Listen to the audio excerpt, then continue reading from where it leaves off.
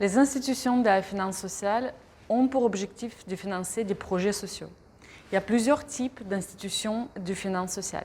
Par exemple, des fondations, des institutions de microcrédit, des plateformes de financement participatif, mais également des coopératives de crédit ou des banques sociales et éthiques.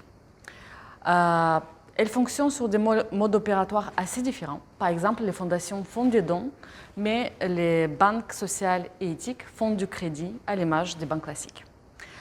Comment les décisions sont prises? Elles sont prises en fonction de 3 critères sociaux, environnementaux et économiques.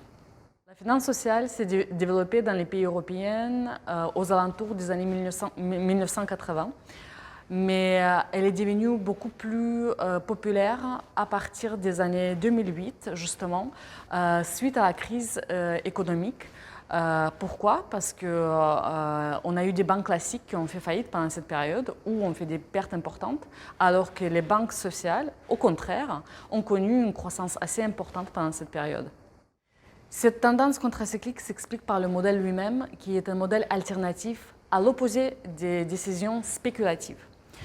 Le modèle de la finance sociale va se concentrer sur des piliers comme la responsabilité sociale, mais également la pérennité et la transparence.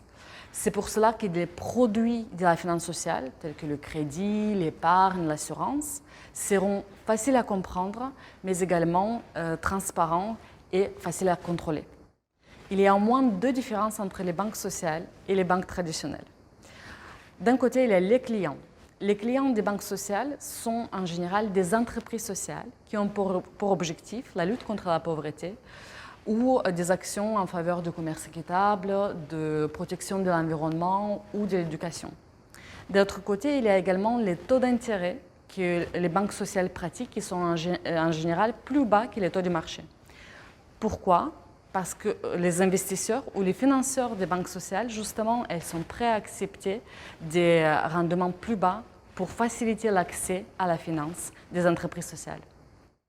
Les institutions de microfinance ont pour objectif de financer des personnes qui ne sont pas acceptées par les banques classiques. Par exemple, les femmes isolées, les immigrés, les personnes qui sont au chômage.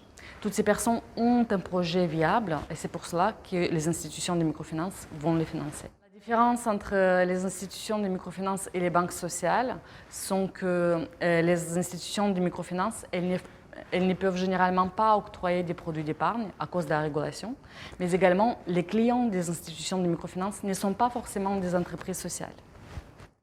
Dans les pays en développement, par contre, nous avons des modèles de la microfinance plus commerciaux et ces modèles-là, ils ne sont pas dans le champ de la finance sociale.